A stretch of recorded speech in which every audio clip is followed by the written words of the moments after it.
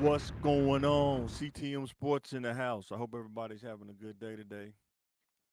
Hope hope you stayed cool today. It's pretty hot in Little Rock today.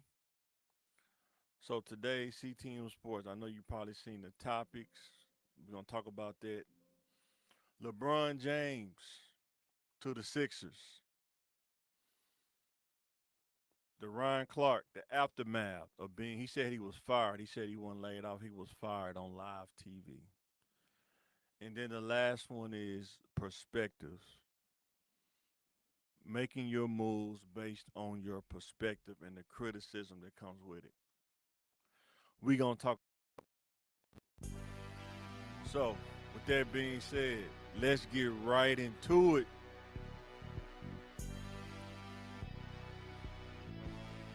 LeBron to the 76ers. Why did LeBron choose Philly? Why do you think LeBron chose Philly?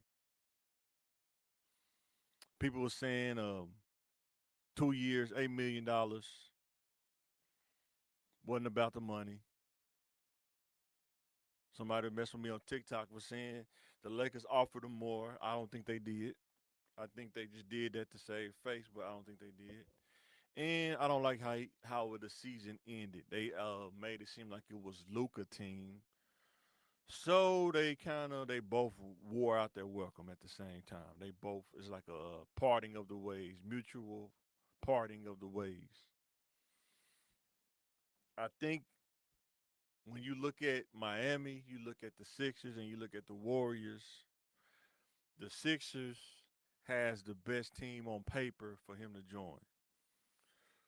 With Jalen Brown, Maxey, and the other two guard, I gotta look up his name.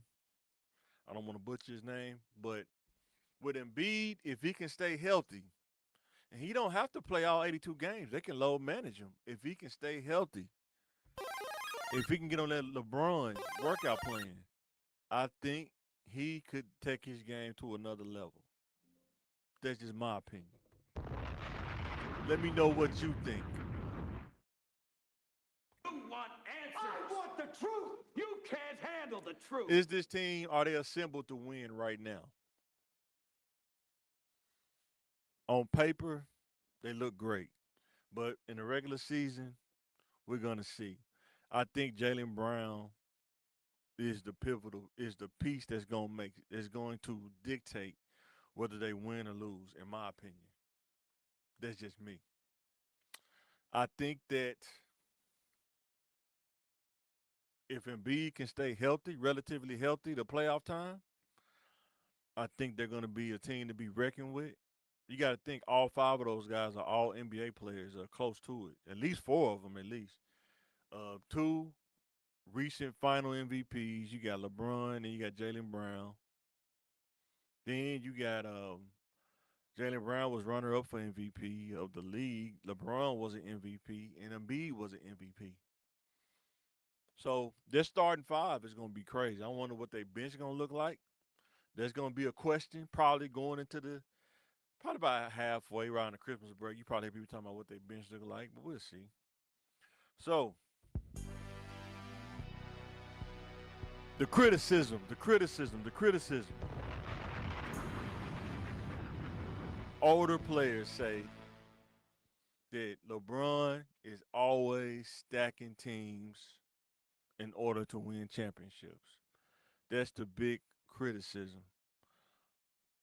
My pushback, if I could give that respectfully, is if you're on a team and the GM slash owner is not putting the talent around you, what are you supposed to do?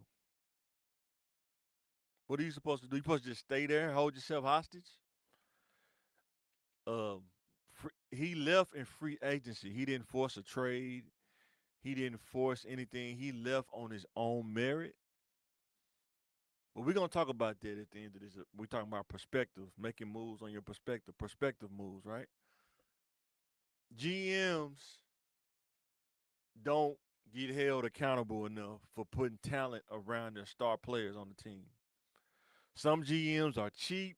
Some GMs have their picks, but do they really build a team to win championships? When you think about some of these teams, man, like Orlando, who's the GM for Orlando? When you think about Memphis, who's the GM for Memphis, for the Memphis Grizzlies? Did they really put a team around Ja Morant even before the troubles happened? Did they build a team around him?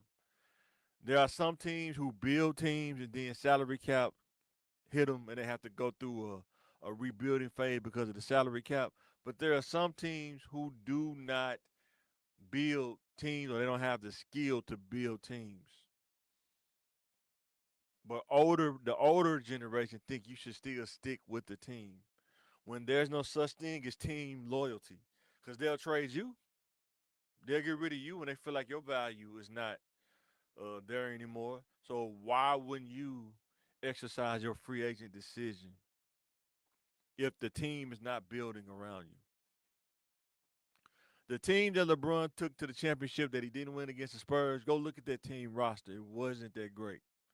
And before he left, they didn't do anything to really build up team. They just kept going getting these second tier players, but they wasn't enough to win the championship though. So he had to go elsewhere. Oh, he went and played with Wade and Chris Bosh. And in Miami Heat, they stacked the team. Are you gonna fault them or are you gonna fault the GM and Pat Riley who made it happen?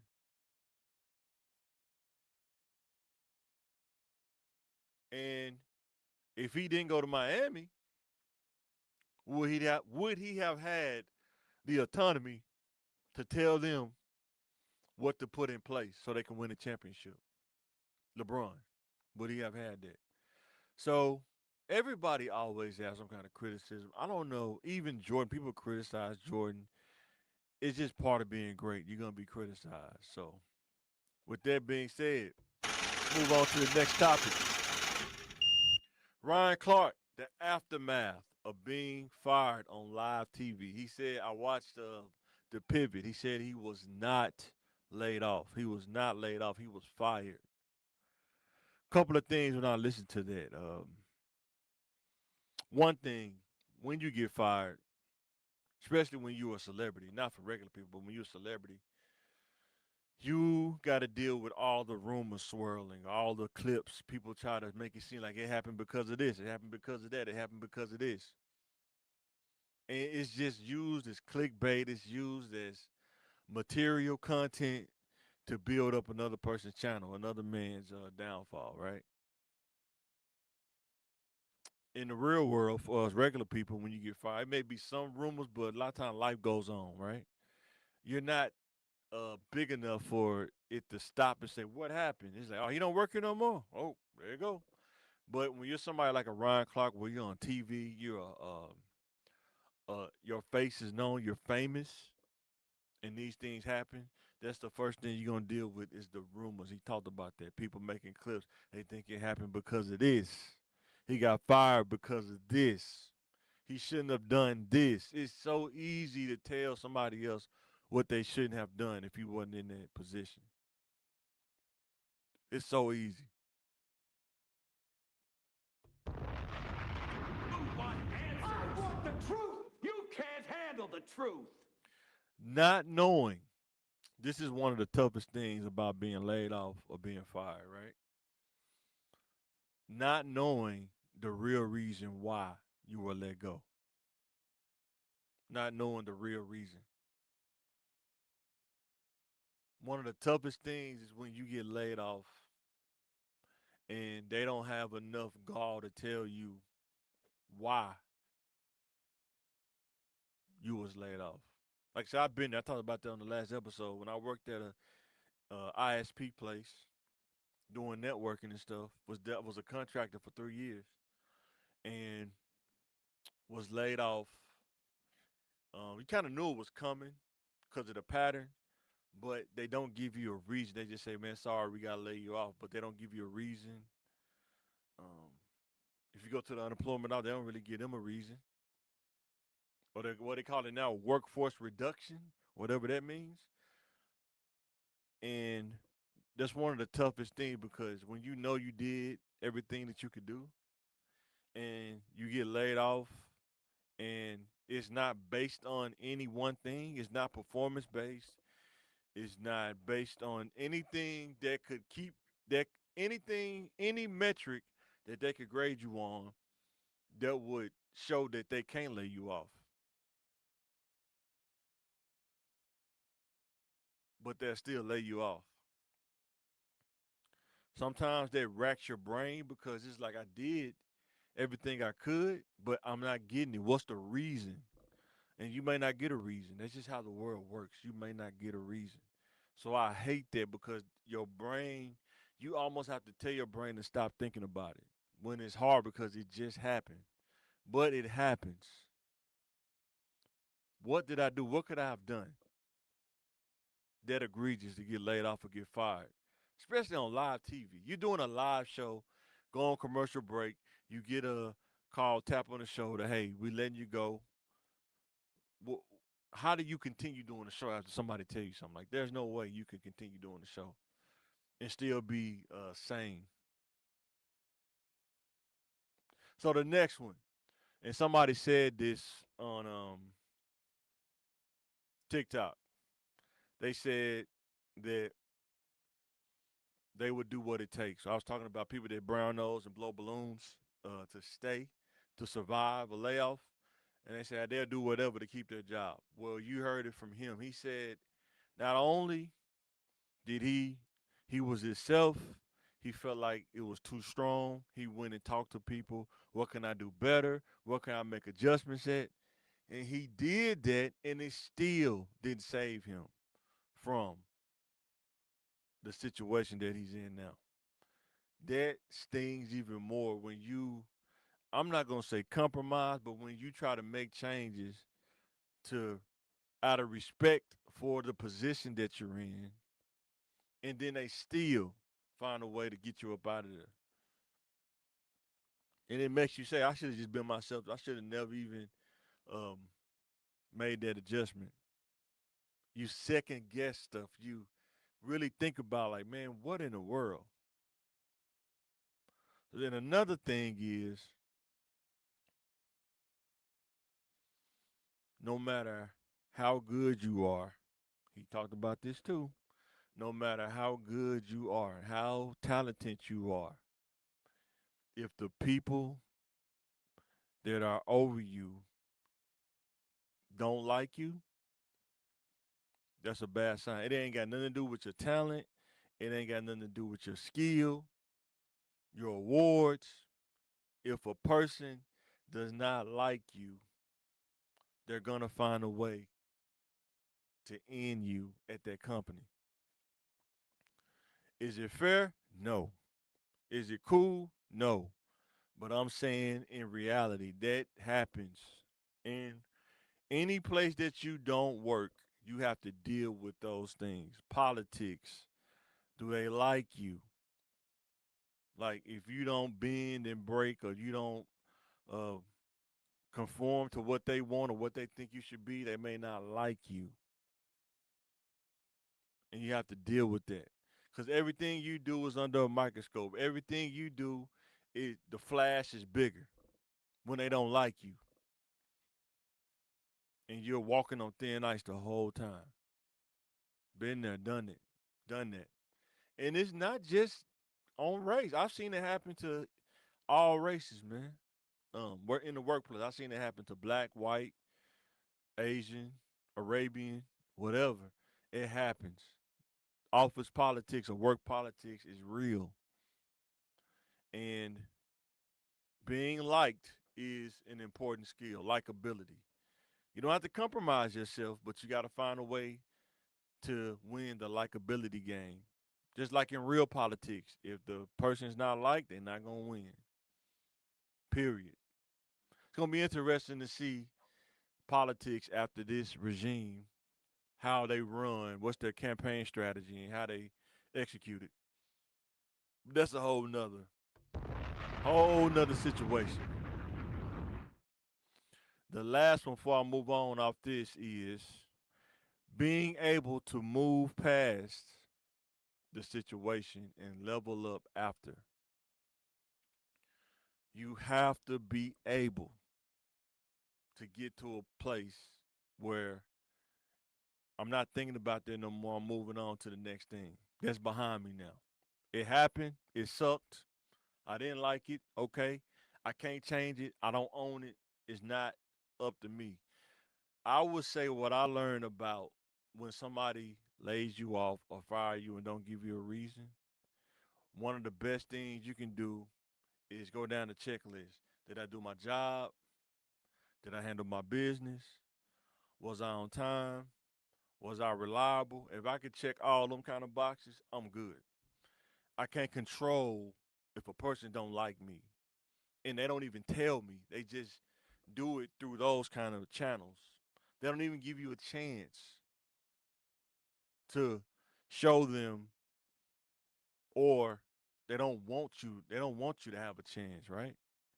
If somebody don't like you and they're an executive, and but you can't prove it at the same time, that's what makes it even why you can't really get stuck in it, because it's so theory based and it's so you can't prove it, because if you go to that person and ask them, they're not going to be honest about it. Because if they do, then it's a lawsuit. It's litigation at hand. So office politics, it's like reindeer games almost. You got to be careful. My thing is learn wherever job you at, learn skills that you can take with you. And when you go to another place, you can have those skills with you and be better. It's like taking the toolbox to work and taking skills and tools and putting it in your toolbox. Those skills will be with you no matter what, even if the job don't. So don't keep letting it cycle in your head. That's what I would say. That's what I would tell Ryan. If my little 2 cents, man. I get it. It sucks because I feel it. When you get laid off, it's get fired. It sucks. But the way that the world is going now and the news cycle, it seems like every time you look up, there's something going on. In another few weeks, this won't even be talked about no more. Think about that. It won't even be talked about no more. He still may be dealing with it. But I would say you got to get to a place in your brain where you move on. I'm focused on the pivot now until another opportunity come about. And if I was them, I would make my own sports show. They got the infrastructure. They got three guys that play football, three different positions. How cool will it for those guys to analyze a game play by play or give you like colorful play by play? Because they could definitely do it. But I rest my case on that. They told me bust out my AP, perfect timing. Let's move on to the last part of this and then I'm going to sign out. Let's talk about perspective. Everybody has a perspective based on what they've learned up to that point, based on experience, based on life experience, based on people experience, right? But there's this thing sometimes there's a majority criticism, then there's a minority criticism. Sometimes the majority will say you should do this. I remember when I got laid off, it was a majority of criticism that said I should have took the full-time position and took less money.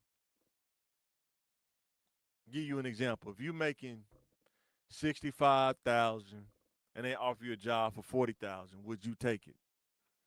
The majority says yes. I would take it in a heartbeat because I don't want to be a contract anymore. I'd rather work full time, get benefits. Okay, that's the majority criticism. The minority criticism. Those are those people outside the majority, like the 30%, minus the 50, 70% of people. The minority criticism will be, what's a minority criticism? Let me think about that for. Give me 1 second. Let me think about that in my brain. I think the minority criticism probably would be, did you try to move around in the company?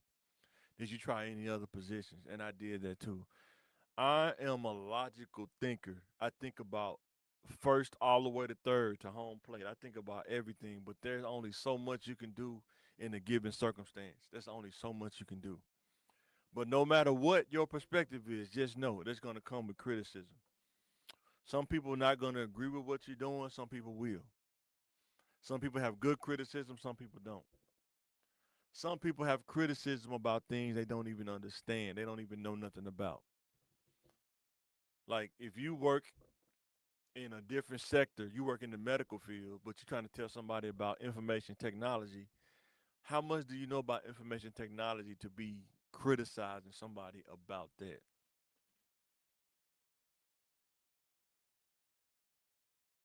And the next one, being able to be yourself regardless of the criticism. You got to be yourself. When I got laid off, some people laughed. Some people was like, "Man, that's crazy." Some people was like, "Man, your skills was great. You was one of the best people that did it. Why did they do it? Don't matter. I'm not there. I'm moved on. Don't care." Some people, when you going through rough patches and storms, you're gonna have people that's gonna be spectating, looking. You're gonna have people that gonna be smirking, laughing a little bit, and then you're gonna have people that just watch every move that you make. They watch your attitude. They watch what you do. How do you respond? Because it will be people that surprise you that come at you different when you down, but when you up, everything's good. You got to be yourself whether you up or down. Like Paul in the Bible say, I know how to be abound and abased. I know how to act when it's good and act when it's bad. But you got to be able to be yourself, regardless of the criticism. Using 100% of your perspective with input to make moves. Good input, not negative input, good input. Sometimes you got to go off of your perspective, what you know up to that point, your experiences. Use a little foresight. I would say get connected with God. Wisdom, godly wisdom will take you so much further than human wisdom. And being able to take input. I know I have a wife who's been married for 14 years. We give input to each other. And being able to bounce ideas off each other, being able to build each other up has been a godsend, especially for me, because I'm used to doing things solitary, like Wolverine. But I had to learn how to operate as a team when I got married. A learning process for me, and still learning. I'm not complete. I'm still learning to get better and better each day. But use your perspective. Don't let anybody discount your perspective. We all make mistakes. We all do things we wish we wouldn't have did. But the minute that you start being intentional about your choices and decisions, learning from your experiences, instead of being stuck in your past, you learn from your past in order to do better in the future, your perspective will be fine. You have to be able to gauge your own perspective. Where are you right now? Can I get better right now? What areas can I get better in? What am I good at? What am I not good at? I'm going to focus on what I'm good at, and I'm going to build my skills around what I'm good at.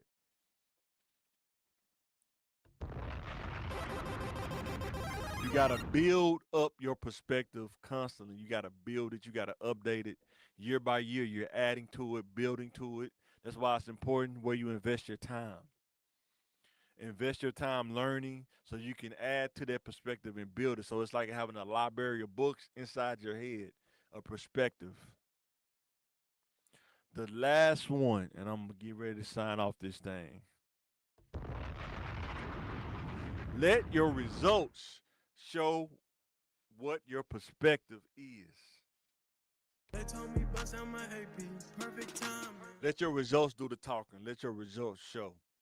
A lot of times, people, when you go in to make decisions or you do stuff, people will have something to say. I wouldn't do that. I don't know about that. This and that. But when you do it and you succeed, people change. They can say, you know what? You was right. You had it. You figured it out. Um, don't allow naysayers to stop you from doing something positive or something that's going to help you grow as an individual. You have to have the experience, the knowledge base, and the wisdom and foresight to make good decisions based on your perspective, even when nobody agrees with it. Everybody won't agree with your perspective. I've never seen a person get 100% agreement with their perspective ever. Won't happen. But you know what you know. You understand what you understand. And if it's positive and it's making forward gains, let your results do the talking. And people will say, you know what? He has an interesting perspective based on his results. Even though it's a bad thing, or some people think it's negative, that it's a shame that you got to have or show that you're successful for people to listen to you. But when you look at it from a different perspective, maybe from a 30% angle, people gravitate to it because that's what they think success is the material things. Driving the Porsche, or, you know, got the big house on the big hill, looking at the river, living in a condo, looking at the top of the city. People gravitate to that because they think you're successful. Even if it's not, you don't even own it. Look at all of these reels where people was talking about success. It's like a pattern. They always either showing you money, they talking about they a millionaire, they talking about this, they got this car. But in real life, when the camera's out, do they have that, or are they sending it back to the rental place? Is that their house, or were they just walking beside it, filming themselves, and then the camera off, and now they're going back to their real house? You don't have to floss. You don't have to flex to show that you're successful. As long as you know that you're successful and you have the results, it's all that matter. This your boy Mike. Thanks for watching CTM Sports. Check us out on YouTube, Instagram, TikTok, Twitter. Like, share, and subscribe. Follow. Thank you for watching, and I will catch you on the next CTM Sports.